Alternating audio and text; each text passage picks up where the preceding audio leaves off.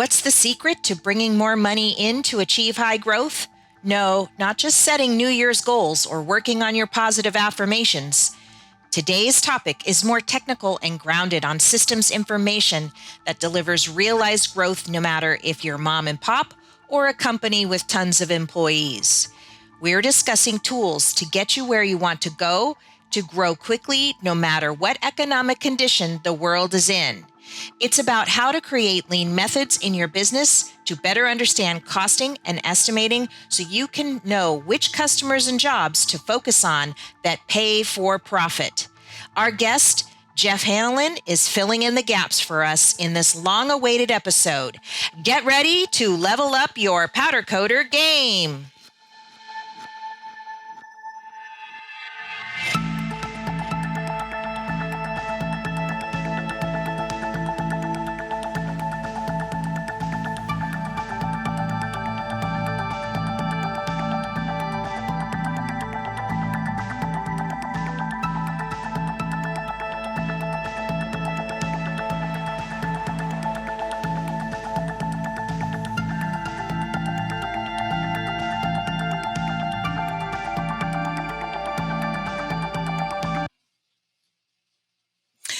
Welcome to the Powder Coater podcast. I'm your host, Kim Scott, and we talk about trending topics, interview influencers, and talk about things that are really important to the powder coating industry. So that's why my next guest, Jeff Hanlon from Steelhead Technologies, is here to talk about that. And I'm happy to have him on the show. He's a busy guy. He's doing a lot of computer coding and computer work to automate the powder coating industry. So welcome, Jeff. Hi, thank you, Kim. Pleasure to be here. Yeah. So tell us, before we get started on answering the question below, which is, do you make money? And if not, what can you do about it? Tell us a little bit about, I guess, number one, why did you pick powder coating to automate powder coating in an application? And what's your background? How did you get started in that and all of that? So. Sure. Yeah. So my background specifically is in mechanical engineering. I actually went to Michigan Tech. I live in Southeast Michigan currently. I actually worked at General Motors for 4 years right out of school.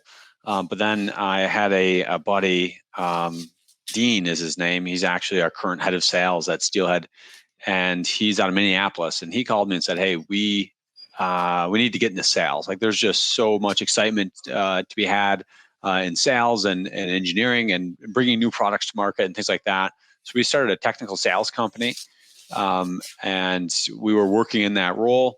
And we bumped into a finishing shop. They were actually more of anodizing, things like that. And we started, and they said, "Hey, we've been looking for a system for years. We've tried every single demo we can. Nothing's built for us. So we're still using a creaky system out of the 90s and running our plant on paper. Customers will call us with simple questions like, where are our parts? And if you do locate them, well, now answer the question, when will they be done?" And they had 300 open work orders and 50 people and stuff like that. And they were extremely emphatic that there needed to be a solution built. And we had a community of software developers and software engineers that we worked with. So we co-founded Steelhead. There's actually 6 co-founders out of Michigan that specialized in software development, statistics, mechanical engineering, software engineering. And we really started building Steelhead to address this need. However, one of our first actual users was actually our second customer, which was a powder coating shop, a smaller shop, really close to our engineers. And they actually were professional acquaintances of our engineers. So that gave us a lot of benefit because we could create a product, create a technology, get someone using it in the real world, in this case, a powder coater, and get feedback from them almost immediately. So we were in their shop on a daily basis for weeks and weeks and weeks, and they started using it in production. So they had clipboards to start, and they'd hang the clipboards, and the position of the clipboard and the depth of the clipboard all had special meanings, and the colors and the highlighters and all of that. But even they weren't even that big of a shop. I think maybe 6, 7, 8, 10 head count shop, one shift, all batch manual powder coating. and they were already running into issues with communication, with inefficiency, with losing things. So it's per what we were talking before the show there, Kim, like about the size of shops that really see value from a streamlined system. It's not a 300 shop issue. It's not a 200 shop issue. It is an issue for them, but it becomes an issue really quickly once you go past one or two people where you can't just like yell across a room. When you're starting to add more people, simple systems tend to kind of fall apart very quickly. You can create coded systems and stuff, but then you have this elaborate way to explain it to somebody so that they remember when it's easy maybe for you to remember it. But, some people are visual learners and some people are not visual learners, right? So, the question is how do you make money and then expand your simple systems into complex ones, using automation, using better systems, whether you're using, a complex, a program like Steelhead or any other system for that matter. I mean, we've had people on, coders on the show here where they have really navigated very, very well these systems, whether they're using automation or programs like Steelhead or similar programs, productivity programs. How do you make that jump? And when do you know you're making that jump? I mean, yes, we're talking about making money today. So, when you're losing money, right? But a lot of people, they understand that they could be making more money, but they also don't realize or have the awareness or the, that they're ready for something next level, right? How do you determine that or whatever, Hi, this is Ross at Maui Powderworks. I have this problem with my finish. It's peeling and cracking, and there appears to be a white powdery substance underneath. What's happening? Oh yeah, that's a common problem. It's called electrolysis, and in extreme weather and climates, it can ruin the life of your finishes. What we do to fix this is we install a DuraLife fastener. Prevent the early onset of coating failure with our specially designed screw cap that fits any 1/4-inch hole. Give all your commercial and residential jobs the longest durability against corrosion in harsh environments. Perfect for powder coated, painted, or conversion coated finishes. To order your DuraLife sink fasteners today, go to MauiPowderworks.com, click shop, then click DuraLife. While you're there, check out our other products. Extend the life of your finish. Let DuraLife be your protector. Yeah, absolutely, Kim. I mean, there's, I think you could even start with the fundamental reason why grow at all, right? We have two people. Why hire a third? Why hire a fifth? Why hire a 10th? Why hire a 20th? Why hire a 30th? Why buy another oven? And generally, the answer is not just grow just to have more headaches. Generally, there's a reason, there's an attractive reason why we should be pursuing growth. And that can come through better offerings to our customers. Well, if we have a larger oven, we can do bigger parts. If we have more people, we can serve more customers. And that means our customers can get their parts faster. We don't have that 2-week turnaround. We can get that down to a 5-week turnaround because we have more capacity, so we can better serve our customers. However, or if we want to make more money, right? If we have a larger operation and we have the same amount of overhead management on the same amount of land and the same amount of costs, we increase our profitability with our scale. So there's a lot of compelling reasons to scale.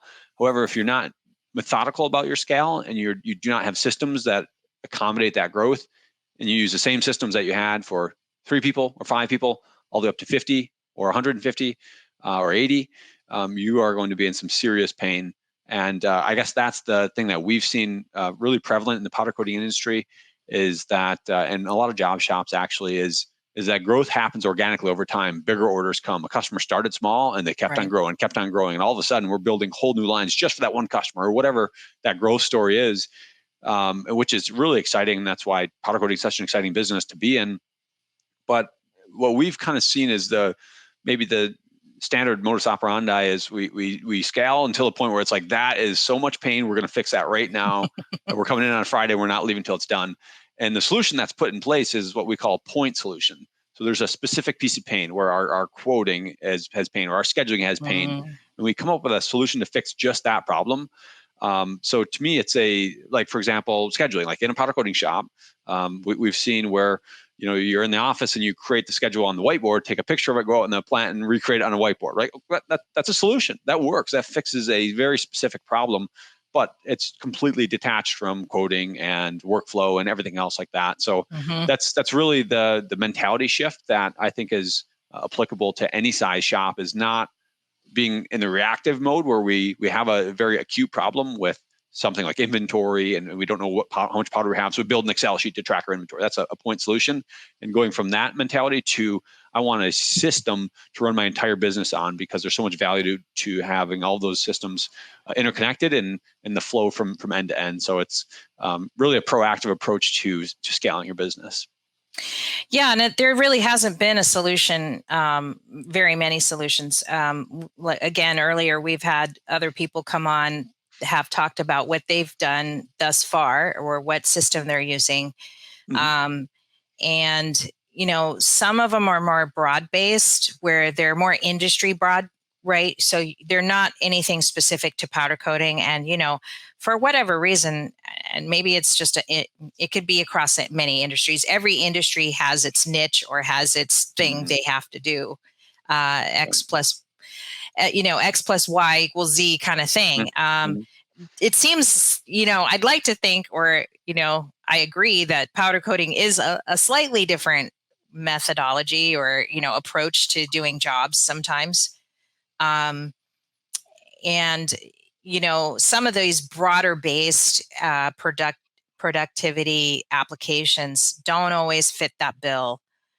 So I guess on one hand, I want to hail you for, when I first started seeing, your brand out there, and I'm like, oh, finally somebody something specific for powder coating, right? Where other companies, generational coders, from what I've read and research in the marketplaces, they had to build their own unique program. Yes.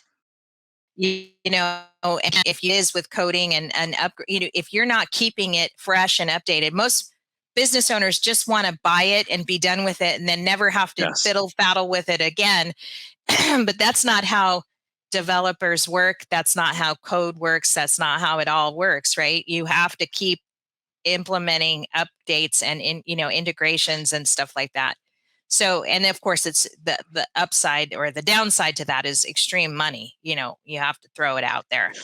Yeah, Kim, that's a great kind of back tie into we started telling the Steelhead story, and that's what really gave us a lot of energy to continue investing more and more and more into technology to serve this industry, is our continual discovery of what we call existing solutions. So if you line up 100 powder coating shops and you walk into 100, I can give you a pretty good idea of what you're going to get when you walk through those doors. I have different guesses based on the size, a couple other attributes, but you're either going to have a generic software, off-the-shelf manufacturing ERP that's kind of force-fitted into powder coating. And I can tell you what the pain's going to be. There's going to be Excel sheets. There's going to be all sorts of workarounds around it. We've seen it just so many times. We also see, like you mentioned, people that build their own software. To me, that is a little bit of a cry for help because if you think about it, I'm a manufacturer. Like, what is my competitive advantage in the world? I run this shop. I keep the trains on time. I build equipment. I like writing software. That's a completely right. That's you got a cow in the backyard for your own milk, right? I mean, come on, right? Like, is that really the business you should be in? But software is super.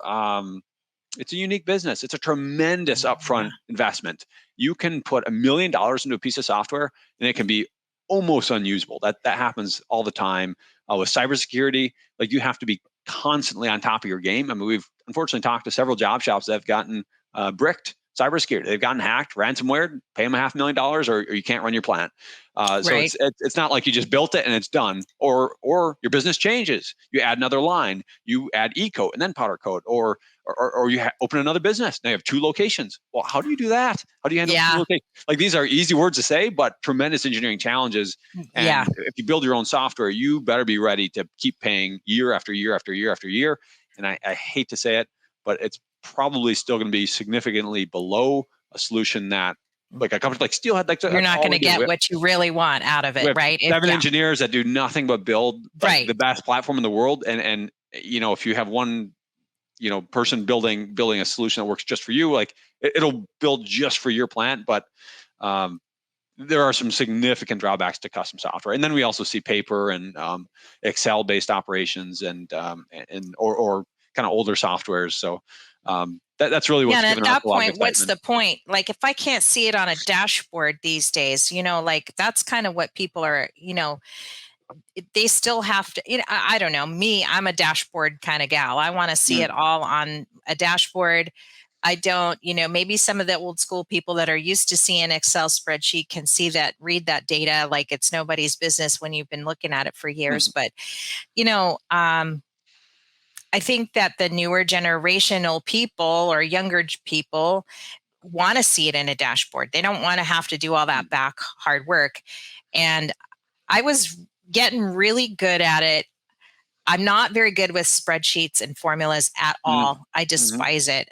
I'll run away from that. I'll build somebody else's Instagram before I, Sure. kind of thing. But there is so much value in it if you can figure it out and read it on top of that, or at least generate a story with the data that you want to see. That's the hardest thing. And if you can do that in a dashboard that is workable, then that's even better, because you've pulled the data that they really need to see when they need to see it. And I was, I had a spreadsheet. This is back in 2018, 19, 17, 18, 19. I was really getting knee deep in my financials, trying to tease out that story of how well we were doing or where we needed to focus on or whatever. And it was cumbersome. I had to be dedicated every month to do it, to put the data in.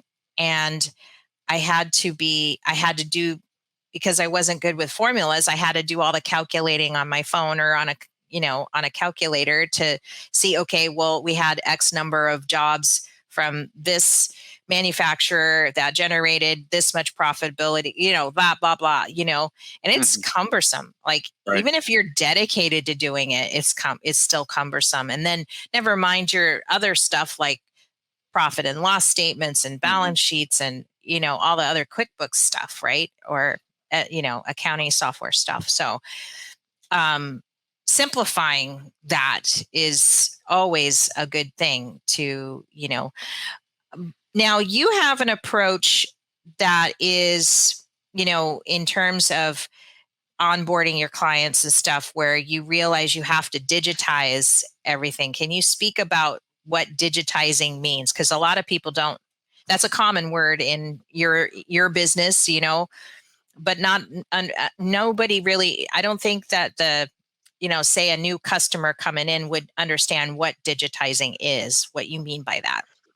Sure. Yeah. And Do you want to share your slide? Yeah. Okay. Yeah. Let me. And do you mind if I go between the slides and the software? I've got it set up. If you hit present, does it give you like options? Oh, there we go. There we go. Oh, perfect. Yeah. I haven't done this. I've shared my own slides on this software, but I haven't had other people be able to do it. So, and here, I can turn this, let's get that off so we can see the whole screen there. Excellent. So yeah, the basic premise of digitize, automate, optimize is to build digital infrastructure for your business. And the outcome, you can't start at the end. You need to have the foundation before that. And really the beginning of the foundation is to digitize. And what it means to digitize, that means to take the existence of your plant, which means its current state, where parts are at. These parts are in blasting, these parts are in painting, these parts are in the oven. I have this many open orders. Here's my quotes, my inventory, my shipping, my receiving, my invoicing, capacity planning, scheduling. All of that is physically digitized in a single system. So that means we don't have information on whiteboards, we don't have information on Excel sheets, we don't have information in multiple softwares that are separate. we have it all, or on paper travelers, we have all the information in one single platform in real time.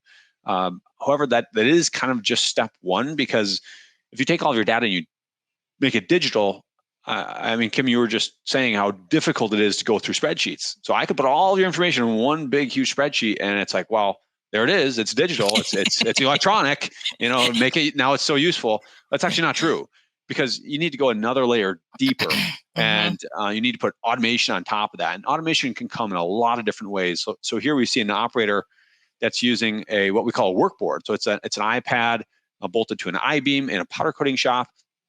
And what they are doing is they're stepping parts through the production in automated workflow. So he starts working on, I believe he's painting here. So he'll take parts, he'll say they're ready to paint, boom, they're in paint. So tap, super simple. You can see pictures of the parts, everything like that. Train them in 15 minutes. So, and now the parts are in paint, and then they go and do the paint, and they're done, they tap, done. So that may not sound like traditional automation with like robots and everything, but a lot of things that have actually happened there automatically. First off, the fact that the parts were right in front of them and said, these are ready to paint. That was automatic, because it could have gone to another oven, but we specifically routed it to that station. So it's automatic work instructions.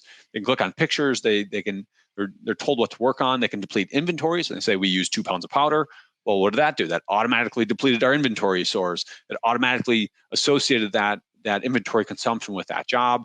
If we step the parts, well, we are also automatically tracking the amount of time. We're tracking who did it. We're tracking margins. We're tracking a lot of that data automatically. And then as soon as I hit step, I will automatically notify the next person in the process, kind of like hot potato around the plant, hey, these parts are available. It will automatically update all of the dashboards throughout the plants. If a customer's on a customer portal, they can see that information. And then optimizing is kind of the end state. That is, we generate our schedules, we run our workflows, our quotes, our shippers, our invoices, everything through a single platform that digitizes and automates. So first it makes it digital, so data exists in the first place, our systems exist in the first place. Then we automate to save time, reduce errors, and then we optimize, which is focusing on the really exciting growth part of the business. Hey, Powder Coating Nation, Kim Scott here. It's time to grow your business with us. The Powder Coating Near Me directory can get your powder coating shop the real exposure it needs to succeed when you list your job shop today. Join a list of top custom coaters who've listed their credentials to be discovered by the customers who are searching for powder coating every day. Head over to powdercoatingnearme.com, click Add a Coating Shop, and start creating your very own page for free. Yes, free. You can add your logo, name, address, phone number, map listing, social media links, photos, video, and more.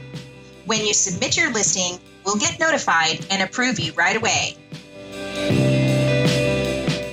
Now you can add all the categories you specialize in and even add your own tags. Get the SEO and valuable backlinks your company needs for authority and getting ranked. You can even use the link you create and share it to your favorite social media profiles to build legitimacy as a custom coder. What are you waiting for? Become part of the largest consumer search directory in powder coating in the world, all for free. Find and click the link in this podcast or go to powdercoatingnearme.com to get started growing your brand today. Yeah, I have a hard time with, some just if you could take a set of rims even, there's so much that can happen in a set of rims, right? There's stuff that, you've got the general steps, strip, blast, powder coat, right? But in between all of that, there's taping, there's you got to take off the, if it's not dented, but if it's curbed or it's got some rash on there, you got to kind of grind it down. I mean, it's really kind of, some of it is intuitive. If you do it all day long, that's just the next step. But, when you're constantly either running through employees or trying to retain employees and stuff like that, it can get kind of difficult because some of these little finer details get really sometimes just go out the window. And then all of a sudden now you got to redo or because the guy didn't take out the curb, or, Mm. aside from other catastrophes like painting it the wrong color, or, some of the more obvious, like, oh, Right. that's the wrong color. What do we do now? I mean, that's an obvious one, right? But you don't want to, I guess my point is, you don't want to wait until the customer goes, what's that? Or what, Right. how come it's not what I wanted? To figure out, the other parts of the process did not come through, and I don't know if you can speak to that or not, or how that, Yeah. because there's a chain reaction that goes on in the automation process. Yeah, absolutely. And so I guess what you're referring to specifically is workflow automation. So, um, tribal knowledge is one thing that's extremely difficult to scale when it's word of mouth or just in our minds. So, in Steelhead, if I may, like what we do is we build out specific processes. So, if I pull up just an example process we have here, it has like the flow of what the parts are going through. They go through receiving, then the prep line, then the coding line, then quality inspection, unrack, shipping, and invoicing. But what it's really about is building. And we talked about powder coating specific, and I could just build one live here. Yeah, you don't realize, like, if that was a set of rims, you get the general stuff, but all the little stuff that that ended up being a huge process there. Yeah, The absolutely. receiving, the packaging, the all the other little things you don't think about, and that's where money can kind of slip through your fingers too. Yep, absolutely. I mean, you'd be surprised at how much cost there is. So that's what's really about the digitize, automate, optimize process is about, is building the workflow and the platform to mock up your exact plan. So let's say we receive, and then we go to what would be next? Blasting. Mm-hmm. Blasting.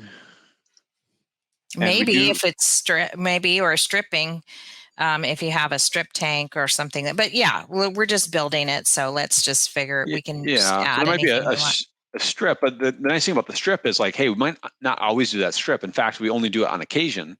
So what we can do Right. is we can grab that strip node and we can say that's an opt-in node.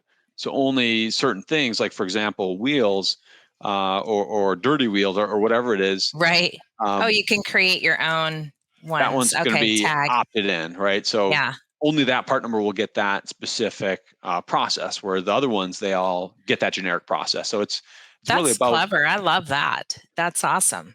Yeah, thank you, Kim. It's really about building specific workflows for your specific plan. So the Right. outcome is that we have an interface or work boards that the team is able to use. So if I'm a new operator and I'm grinding these parts, I'm able to access work instructions and photos of the parts, and different instructions on how to process the part.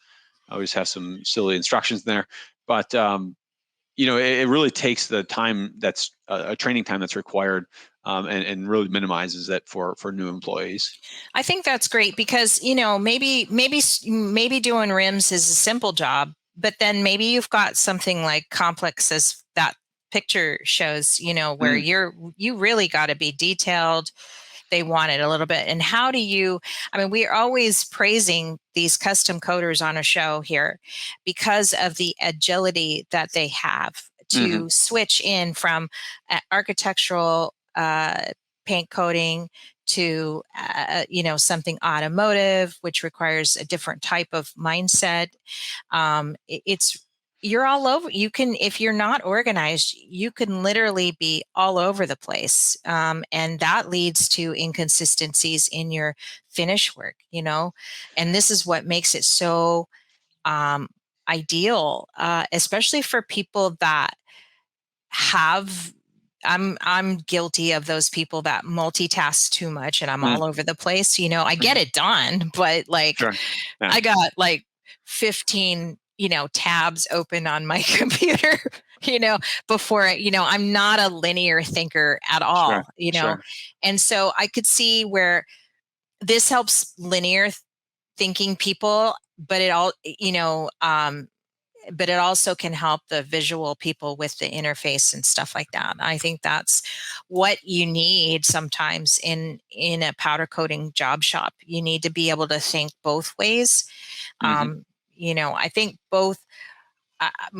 Speaking for Maui Powder Works, it seems like whatever Ross is good at, I'm not good at. Like we just have that component of a mom and pop shop that, I seem to kind of fit in there where he doesn't have that or whatever, right? So we tend to be a pretty good team in terms of making sure that the customer is happy. I mean, always that's on our mind, right? Making the customer happy. That's on the forefront. You might want to add that in your tree, right?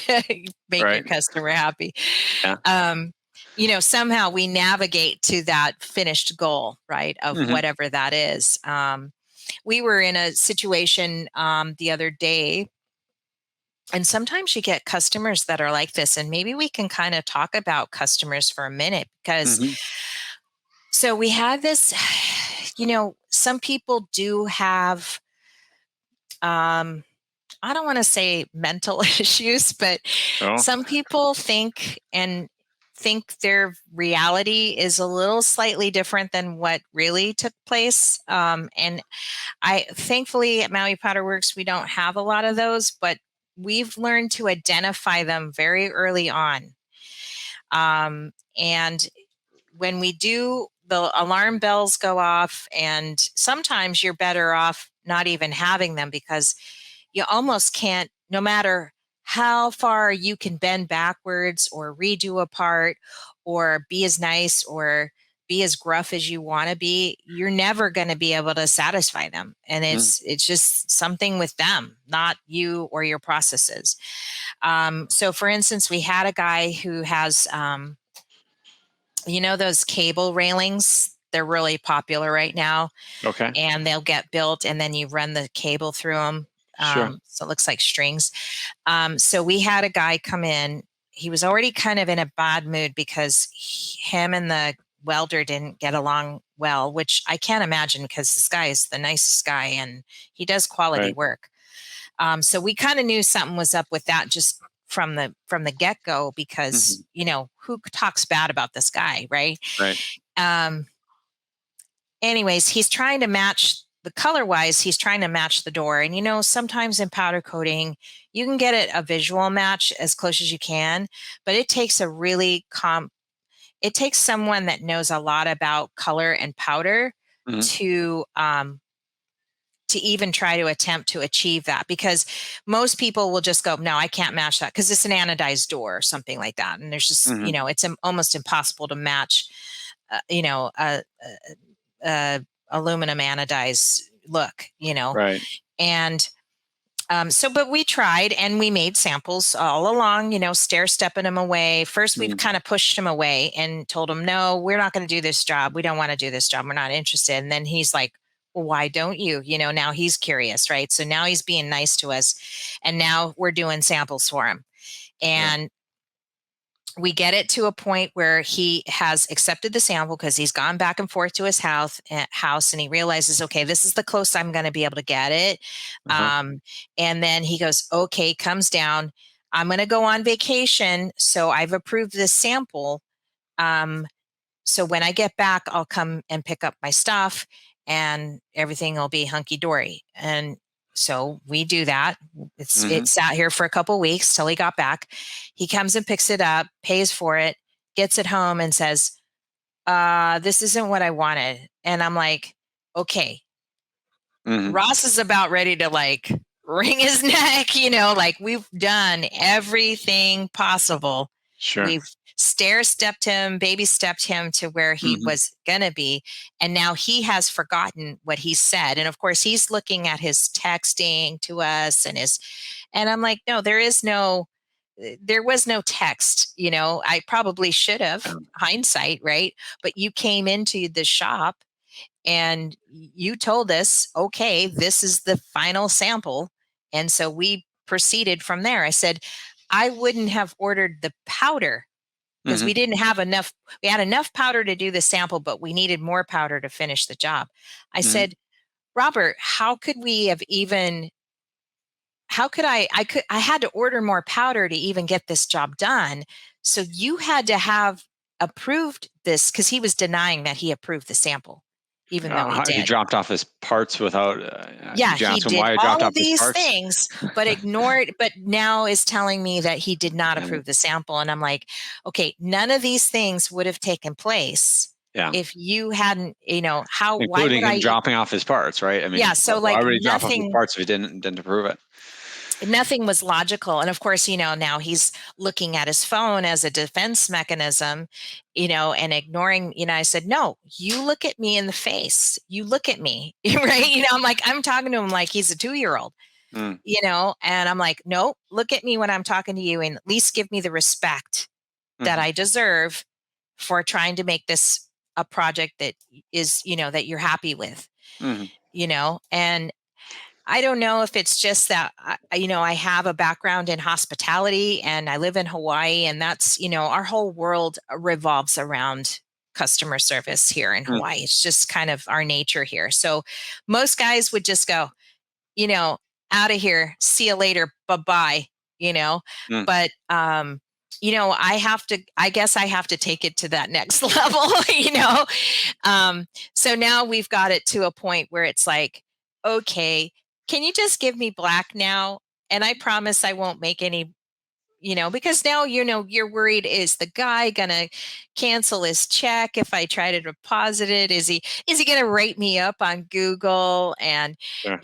all this stuff, that goes on in the back of your head, right? And anyways, this is a long story to tell you that even though you can have processes in place, sometimes the right customer or the wrong customer comes in, uh, and it can all go sideways. So having this step by step, involvement here where you've crossed that T and dotted that I with a system like this knows that you've done everything. Now, Mhm. people that have certifications like ISO 9000, and Mm. the PCI one and stuff like that, that's part of what that is. But if you're just trying to make your own standard here in your own shop work, this helps establish your own personal, I guess, certification level for Mhm. your own company, by doing these steps, because you can't go with a he said, she said, Yep. that Yeah, never works. absolutely. Yeah, no, that dynamic that you've described obviously is a bit of human nature, right? It's not just Robert, right? Yeah. It's also employee to employee, husband to wife, friends. It happens at all the times, and even with, especially with customers, and certainly within the own plant. So yeah, if everyone's, and a lot of it has to do with verbal, right? Because there's a tone. There's, I said I was thinking about it. No, I did, like, well, Yes. you know what? Yeah. If you have it in a system and it's like, I have issued a purchase order, or here's a shipper, or Right. here is the next step, or I've completed them, or I've used 2 pounds of powder. Like, you either did or you didn't, right? So it's, Right. I think, that's kind of really digging into a very human level about why a lack of systems can fall apart. Not that you need to set up Yeah. a system with that exact customer, but like systems with humans in general. So I think that really underscores the need for systems, even with two people involved, right? Is you and one guy, and It still could be me and it fell Ross apart. arguing about what was he said, she said, Yeah. it doesn't have to be with a customer, it can happen between in your own company, right? Hmm. That's just another layer to it, right? Um, and that, not to jump around on your slides and stuff, but, in continuing with that on this customer level thing, I have a friend of mine who's actually been on the show, and we were having we were just having a regular conversation. We're like, wow, this would be a great topic for a podcast. And Hmm. what we were talking about, because he has automated, he doesn't use your system, but he has an automated system or productivity system. And Hmm. it's been a game changer for him in the last year that he's had it, for sure. I mean, he's now projected to do even more money this year because he has automated himself, Yep. where he's starting to really dive deep with that data. Um, And what he's come to understand, and this was the premise of him coming back on the show, was that there are customers that he has that maybe the margins are a little lower because you're doing, like he's doing a small little ped gate for $38 in black all day long. All day Sure. long, all day long. You alluded this earlier in the webinar I attended earlier this morning, which was, you've got these some of the jobs have thinner margins, and then you've got other customers that maybe you're charging top dollar for them, but they are such a headache to deal with. They never bring in the volumes or bring things on time. So now you're having to put them in the back of the bus, and wait for the next. Then they get mad because you had to do that because you had all these other jobs come in ahead of them or come in on time. How do you can really kind of start to see with data like this which customers are the ones you want to keep, even if they've got thinner margins. They don't give you any headaches. That you could do them all day long, and they're nice little fillers for other in between other jobs. Yeah. Kim, Have you had any customer businesses like that happen? Yeah, absolutely. So, I mean, that dynamic that you've described, that's a very specific decision that you might make, but it's there are hundreds or thousands of those kinds of decisions that you can make on a daily basis or weekly basis, sometimes even hourly basis, how you run your plant, and it's really about having the data because especially when you get at scale, right? If you're small enough, you kind of have it in your head.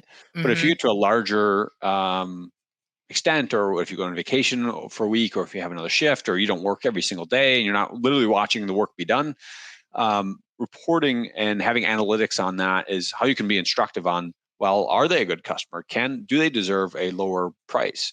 Or is that priced appropriately? Like if we're tracking rework, this is just rework by week, but perhaps we're tracking rework by part number. What if that part just inherently causes a lot of rework? Our process is dialed. We can't fix it. The parts might come in poor condition. They might come in dirty, whatever the case may be. Like that part may inherently have more rework. So now we need to increase that cost. So, or like how much business does that customer send us? So if we're tracking, revenue per customer over the last 60 days or something like that, we're like, well, they're asking for a big ask. Well, let's go check. Well, oops, they're paying the bills. So we better do that. Or right. These guys are all talk and they're constantly talking to us, or operator training. So it's or tracking rework. So whatever that information is that we're looking to run our business off of, it's the first step is having the data, because like you said, Kim, like, hey, this is a great customer. We know that because the margins are at an acceptable level versus the amount of work it takes to execute their work, or they're really consistent, they're on time, whatever the case may be. Whether it's dealing with a customer, an operator, equipment, do we offer this certain process anymore, this certain finish anymore? Those are decisions that you can make without data, but really when you're armed with the data, sometimes the decisions are self-evident, and the decisions can become quite easy because the data really tells the story. Yeah, and I think when we know we've lost a job or lost on a job or whatever, I mean, we feel it in the gut, right? But what if you could just look at the data and feel more objective about it? Sometimes there's better, obviously there's better decision making that comes with it. And maybe I'm the one that's more subjective about it. Ross knows when to tell somebody to go to the curb, right? Sure. But I'm always the mommy and want to like, oh no, it's okay, come back. It's not as bad as it. Like I don't know why I do that. It's just my nature, I suppose. But if I could see something like that, go, hell yeah, he needs to go away, go away. You don't feel bad about it. I think there's a lot of, because this is such a humbling, or the custom coders are humble guys to begin with. They really take pride in their work. They because of the precision and perfection of coding in and of itself, it prides itself, and it's a forward thing. It's a forward movement when you're producing perfect parts all the time, right? Yes. And there's a pride involved. There's reputation involved too, and you don't have to always. You'll either be able to get it in your gut and know it on paper and see it on a screen and go, yep, I was right, or you get to that point of frustration where you can just say, you know what, I don't deserve this for myself, right? Sure. I deserve better, and stuff. And that's where I think data can really, knowing your money and how you're making it and stuff can really simplify those deeper, mushier feelings, Yeah. Yeah, Kim, no, it's a great point, because every customer you take care of, sometimes they're like I'm a father myself, right? They're like children or friends or family, or the neighbor's got a flat tire, and you just want to help them. It is human nature, but it is important at the same time to hold yourself accountable on that, and make sure it's the numbers are lining up, make sure it's actually worth it, because while it's like, well, I'm running a profitable business, I'm just greedy, I just want more money. I mean, right. Maybe for some folks, but for a lot of folks, it's not even that. Like, why we come to work every day, it's I Right. believe in this business, I want to serve the community, I want to, look, these employees that I provide employment to, like, Yeah. or look at the suppliers. I just ordered in a new oven, and that guy down the street came and built it for me, and I helped them. So it's profit is not a bad thing, right? So I guess if we're running our plant down here, and we're running jobs that are actually losing money, it may seem like, oh, just a great thing. We're the Salvation Army. We're just turning out good for the world, but not necessarily, because they're dealing. Your business is not going to grow. You're not going to be able to provide maybe healthcare to your employees, or a Christmas bonus or anything like that, or you're not going to be able to invest in your own equipment. And then honestly, their levels of service aren't going to be as high, because you can't make the investments in systems and equipment. So in the long run, for the customer, like, oh, I'm getting a good deal because you're losing money on my parts. Like, yeah, but that's short term, right? Because you are losing money. Eventually, you run out, and you might go out of business. You won't and be now the they now person they have to no do one it to do their anymore. parts. They don't have anyone left, right? So it doesn't help the customer. It helps them in the short run. They get a little deal, but it doesn't help the business owner. Doesn't help the employees. Doesn't help the community. And it doesn't even help the customer in the long run, because the shop has to go out of business because you lost money. So it's where would they be? Yeah. But once you're making profit, now you have all the touchy feelies. I would say you have the privilege of being touchy feely. If you're losing money, you don't really have that privilege, right? Because it's an existential crisis. Like, we need to survive. We need this business to prosper, and then now we can work on our culture and who we are as a business and who we help. But we're doing it from a position of positivity and strength, and we have a foundation to build off of. So it's almost like building the foundation, and then building our business brand and culture and what we bring to the world on top of that, on top of solid business fundamentals.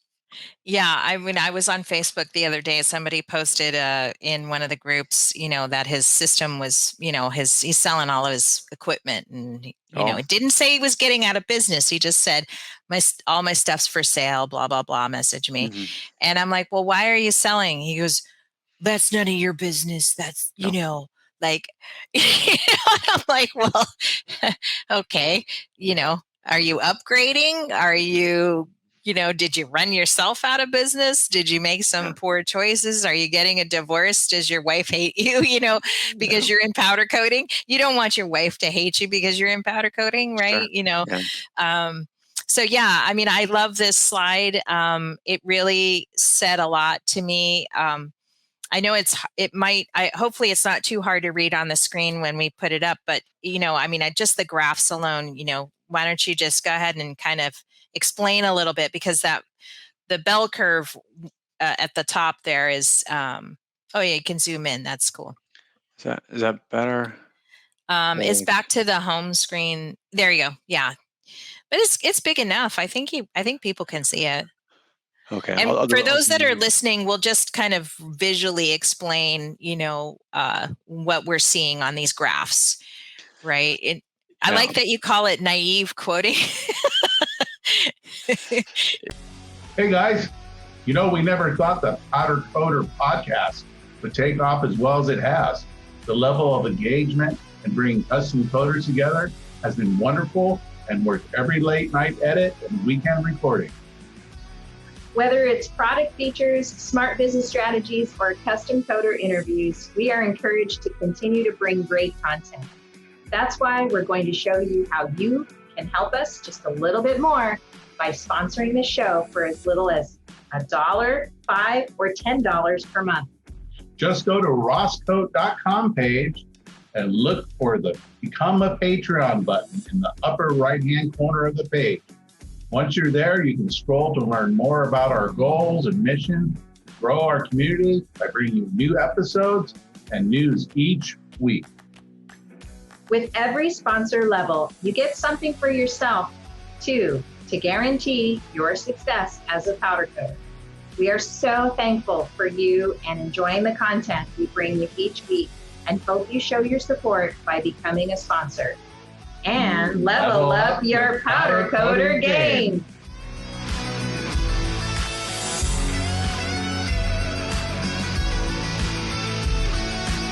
Yeah, so it's naive is a little bit of a technical term, but yeah. So basically, what we're trying to convey here is kind of the logical flow of what happens from a quote to you actually run the job, because a couple different things happen. So if we're quoting in a naive fashion or an uninformed fashion or a very subjective fashion, we may, the quote on Monday might be different than the quote on Tuesday, and then the next Monday it's actually a different number again, because the same facts are getting a different quote each time. We have a lot of subjectivity and we have some randomness. So we can represent that with a curve. And if we have a high degree of randomness, that curve is going to be pretty flat, meaning there's going to be a lot of variation in our quoting. It's not going to be very tight and precise. And so if we send out 100 quotes out into the world, we are going to have a lot around the optimal price, assuming we're guessing pretty close, because we have a pretty good gut. And that's fine. And really what this means is, and what some people say is, I'm right on average. And what we really want to emphasize is that's not good enough, because if you're right on average, you're right here. That means you are lined up on the optimal price, which is fine. But if you have jobs that are too high and too low surrounding that average, you can pay the price there. So because the customers, they're not just going to accept your quotes in the same distribution that you sent them out. If you send out a quote here and you send out a job there, you're probably going to win that job and you're going to lose that job. So the customers don't agree with your quotes all the time, right? Right. So if you shoot high, you lost a job. If you shoot low, you won the job, but you're barely making any money, or you're not making money at all. So it's really the fact that the customers are involved in this decision price, because ultimately what you're doing is you're working with customers to decide, what does this job cost, or what is it worth? And they're involved in that decision. Like, you can't just tell them what it's worth. Otherwise, we'd be in a different situation, right? So they have to be involved, and they always like the low price. So if you're not careful about how wildly distributed your quotes are, you're going to end up with a lot of jobs that are winners for you. You won the job, but they're actually losers because you're losing money on them, or you're barely making money, and they're not contributing to the growth of your business, the growth of your business community, the growth of what you can provide to your customers. Yeah, it's putting a drag on it, when you could be accelerating so much further, And the thing is I'm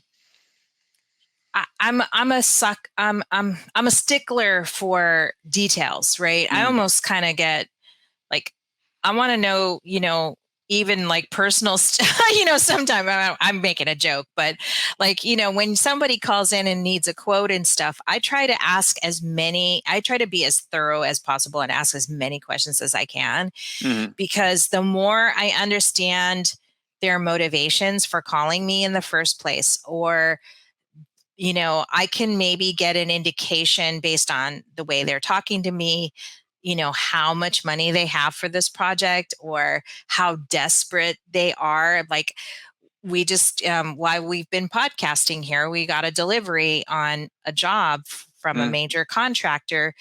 I'm not sure what's happened or gone on with the customer, but either it was a punch list item that either didn't get done or got done poorly, and now it's become urgent. I mean, beyond urgent. Like, oh my God, maybe they don't get paid.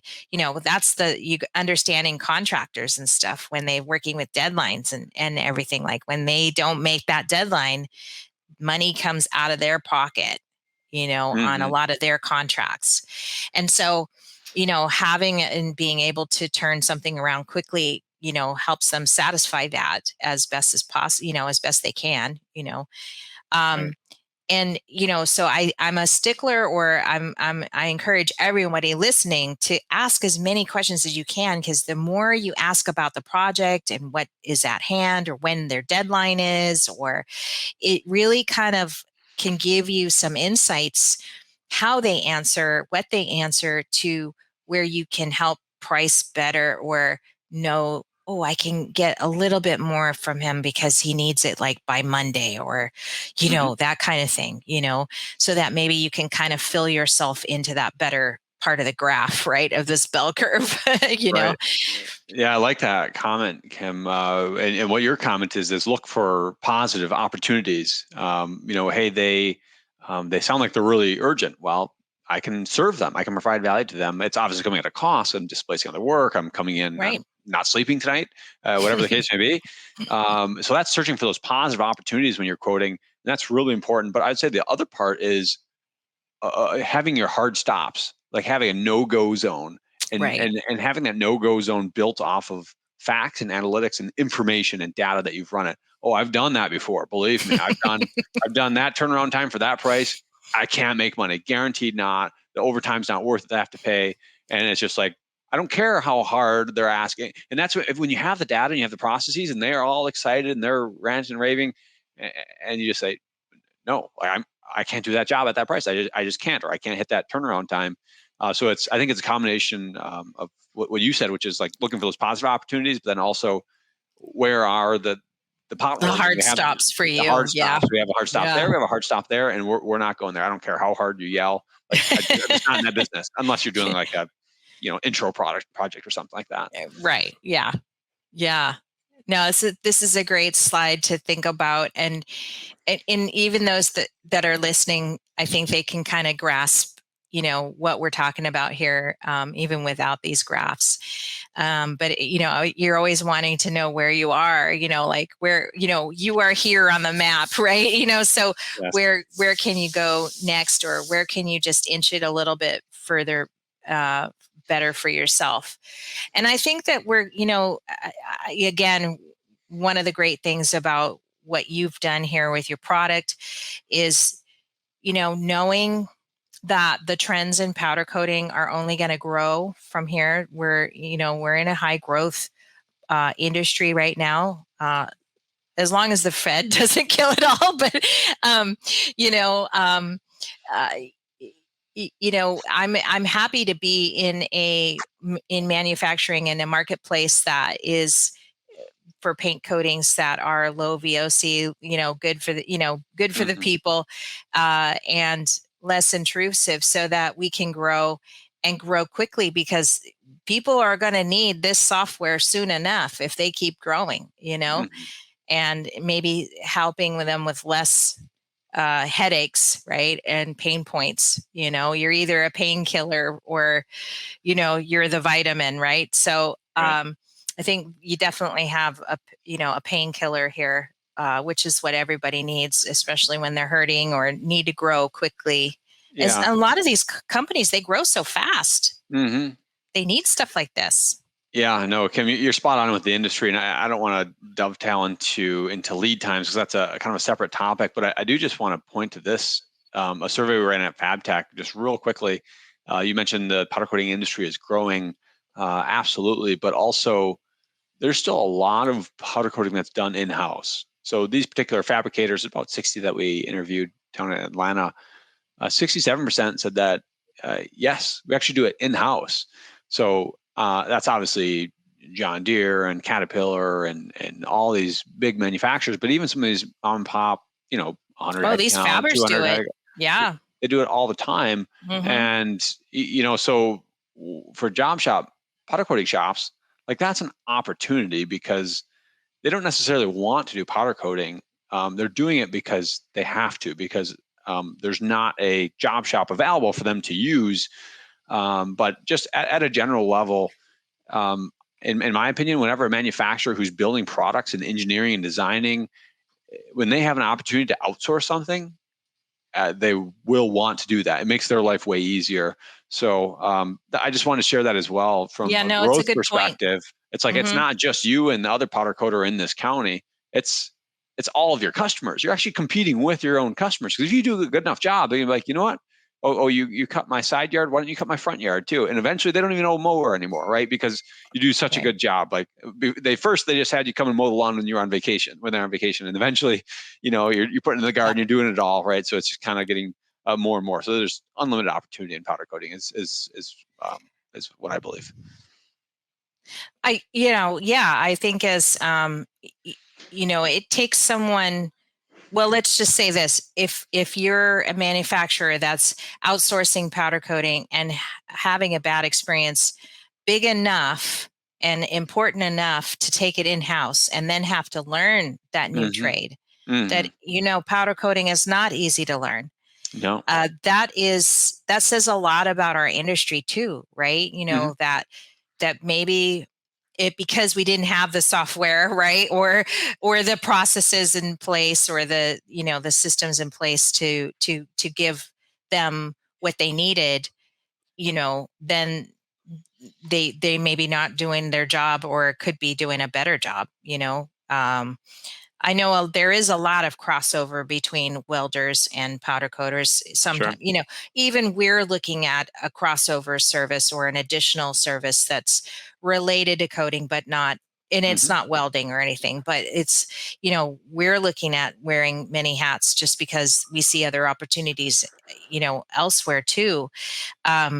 So, but when you do that, you want to look for something that's easy, not hard to get into. So, Right. when you've got a statistic like that, that's a pretty big one. And how you're not necessarily competing with them because they have it in house, but that leads the rest of the people that aren't using these people to get their stuff done through you too. So it actually Mm-hmm. opens up more market share. I think market share is going to continue to grow though. Mm-hmm. Either way, Absolutely. Yeah. Okay, wait, there's some more stuff we want to talk about. You had a slide. I have a note here.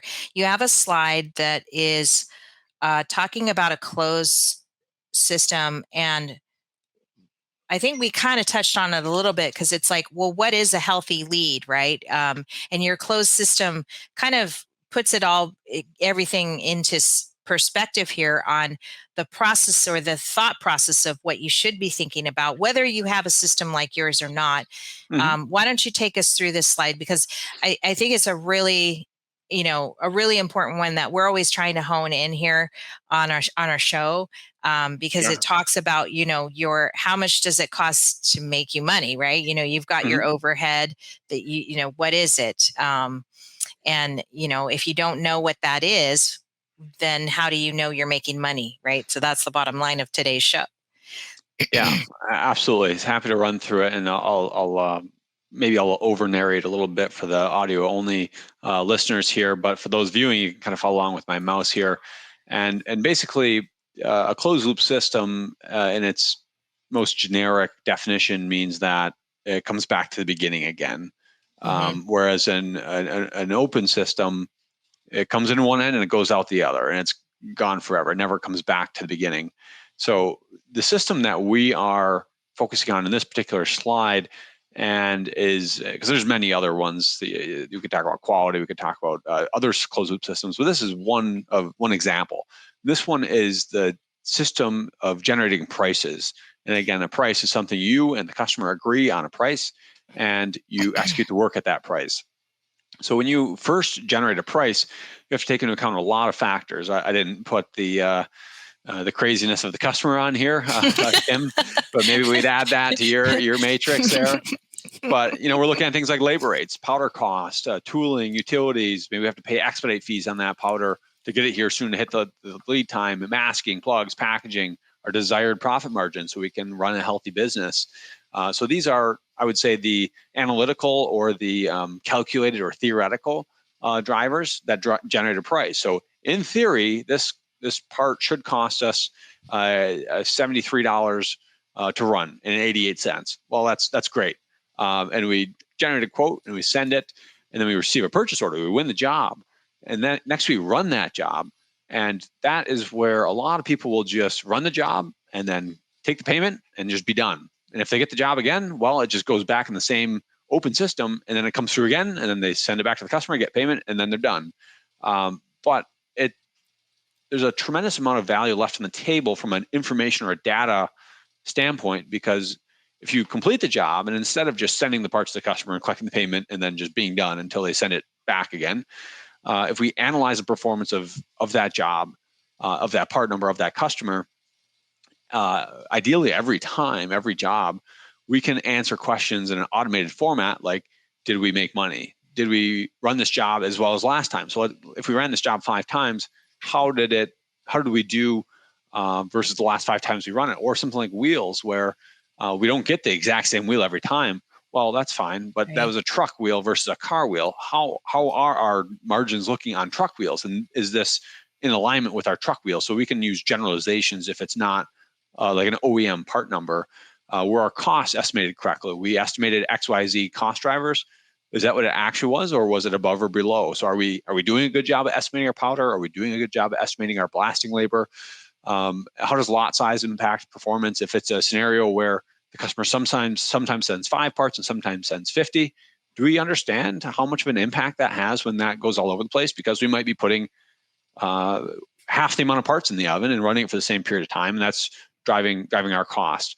And the key is to take that information and drive it back into the beginning. So that way, when we're generating a price, or the customer comes back to us and says, hey, you did great work, we want to do it again, we'll say, okay, give us a minute. We'll take a look.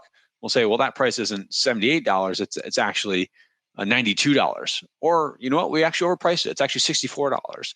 But regardless of what we do in that situation, we are informed and we have the facts, and whatever path we choose, like, hey, we still have a healthy margin at 64. We want this customer. So we don't want to keep charging, because eventually they're going to get another quote. We're going to lose that customer.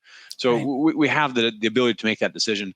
So if we don't have a closed loop system where we run a job and we get information about how we did on that job, they want to quote again, and we'll say, well, they came back for more. Well, it must be good. Let's just do it again. Where we actually don't know if we lost money or if we're overpriced. But we just said, well, they paid us last time, so we'll just do it again at the same price.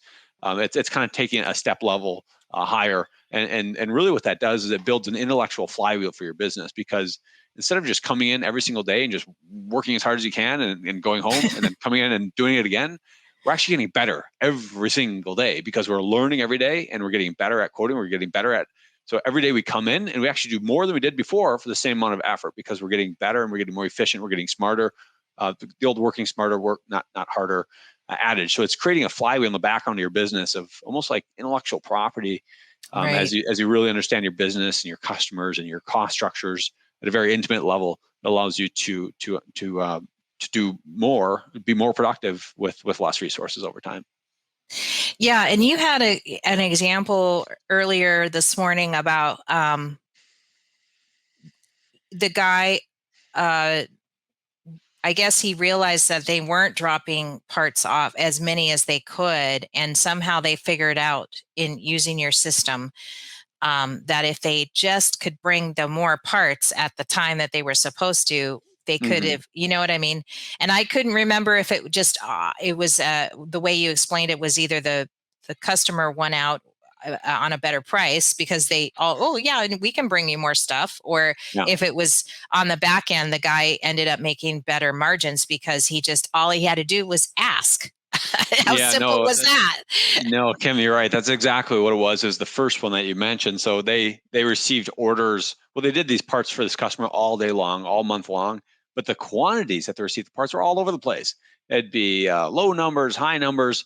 And they finally went back to this customer and said, hey, if you guys send them to us in less than 50, we actually can't do it at the price you're paying.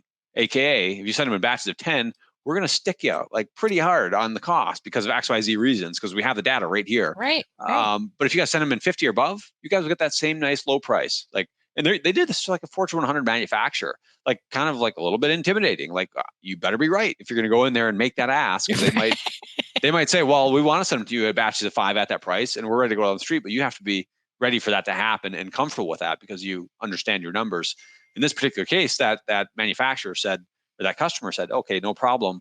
We'll get you those higher volumes, those higher batch sizes to help manage your costs, because we want that same low cost. So a slight adjustment the customer had to make, but it's really just a great, simple example of what happens when you have the data and the information to back whatever you're going to ask for. Otherwise, you're just kind of going in and asking, and then they ask why, and maybe you don't ask ever because you're kind of scared, or right. But when you have the facts and you know where you're at as a business, you can just you're okay with the outcome no matter what happens. You say, this is what we have to do for our business, and you the customer can make the decision that's appropriate for you. But this is where we're going as a business.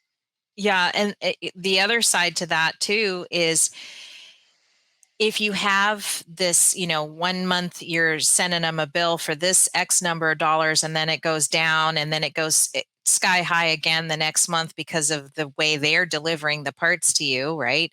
Mm-hmm. It can, especially when you're dealing with like super big companies, those accountants and their companies are looking for inconsistencies in billing because they don't want to be taken advantage of, right? So it could lead to a delay in payment. It could lead to, because they're like red flagging everything you're sending them. And then they're not paying you on time, or at least within the 45, whatever the agreement is and stuff like that. That could, on the customer side, could lead to all kinds of other problems for you, when it could just be simply showing up and being intelligent and saying, look, this is what's going on, right? This has been fabulous, Jeff. You and I have met briefly. Mm-hmm. Here and there, powder coating week and stuff like that. And I met your brother Dean Mm-hmm. too, because he reached out to us. Mm-hmm. And I really have.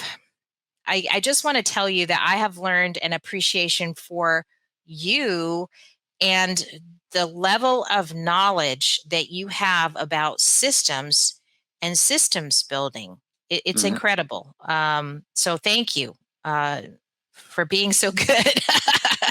Yeah, thank you, Kim. Yeah, we have a very passionate team. I'm just I do a lot of the talking and presenting and all that, but we have quite a few engineers in the backside, and the deployment engineers and the sales team that work with customers on an everyday basis, solving their problems, configuring accounts to their specific needs, custom automation, building new features, new tools. So the knowledge is gained through service to our customers. We help we're a very customer focused entity, very focused customer focused company, and we're just a sponge, and we just try to absorb problems that customers bring to us and then solve them the best way that we possibly can. So we learn a bit along the way in doing that. So, but no, it's been an absolute pleasure, Kim.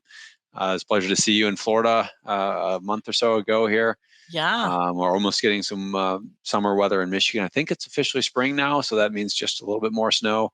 But we're excited for some warmer weather here. And it's been a fantastic podcast. Thanks for having me. Yeah, you bet.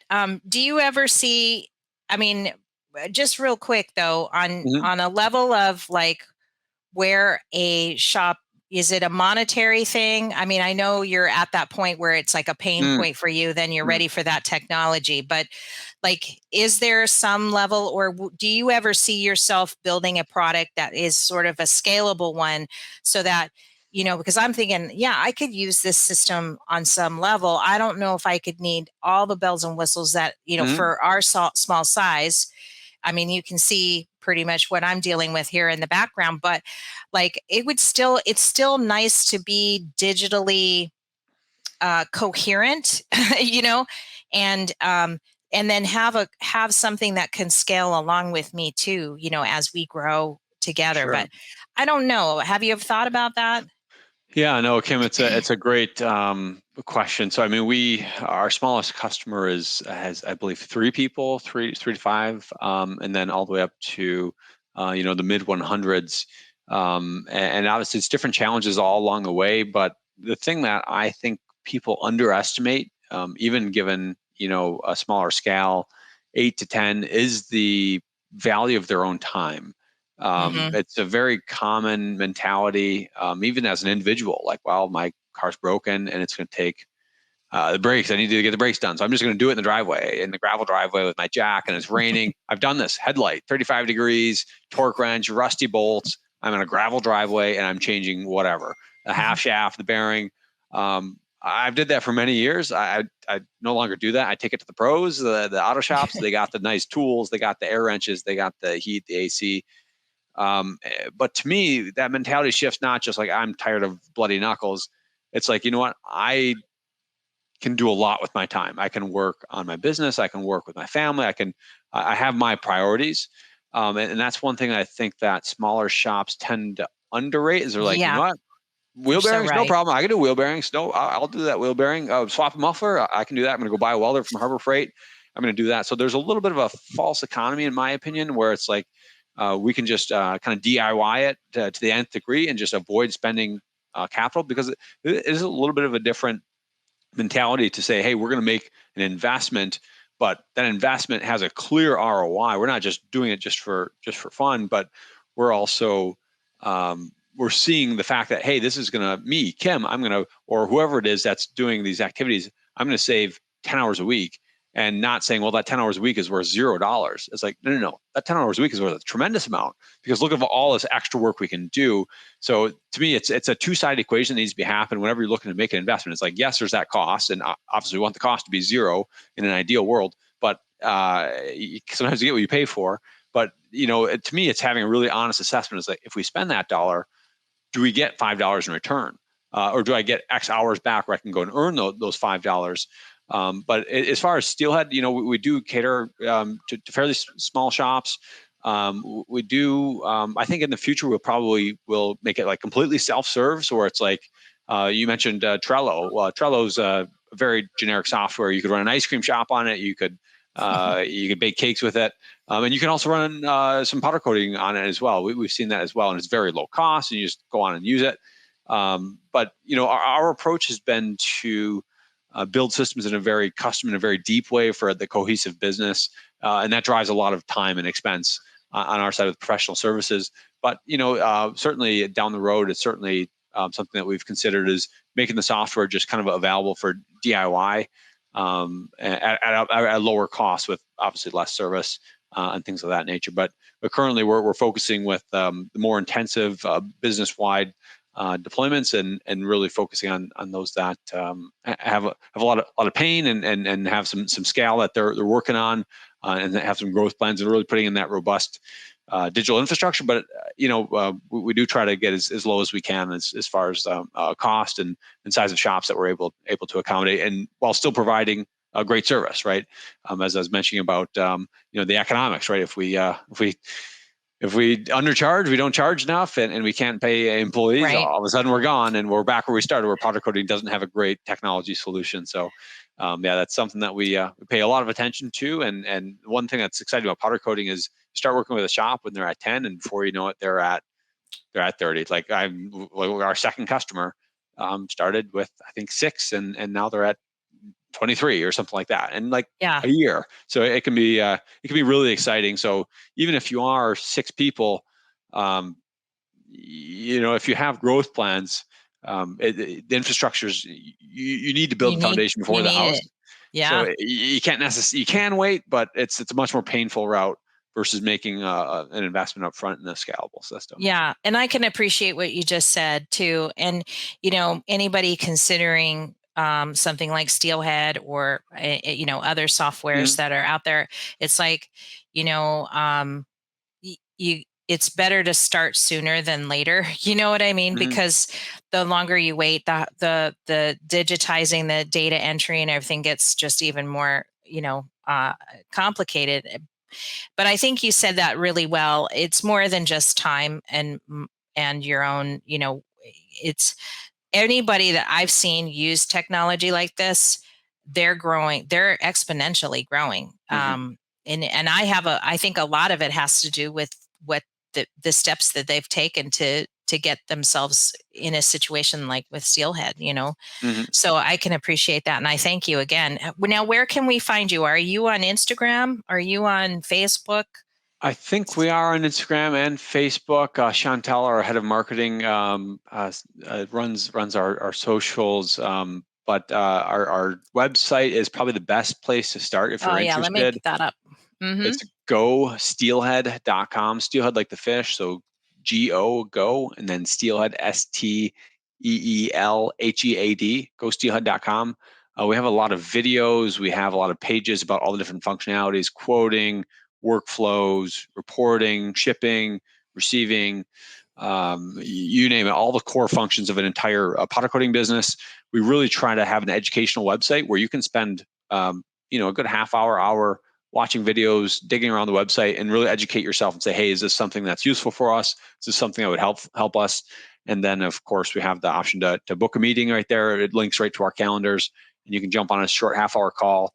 And those calls are usually very consultative and kind of guarantee you're going to learn something, right? Because you're having a dialogue about where your business is growing, your growth plans. We've been in hundreds of shops, so we're going to be able to ask you really probing questions and questions that are really pertinent to your shop. Make suggestions, give you guidance on expected investment, on timeline, on outcomes.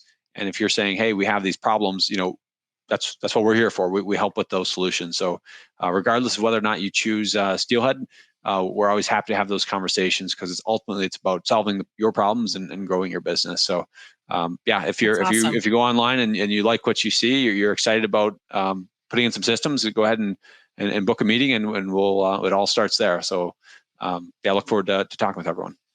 That's awesome, Jeff.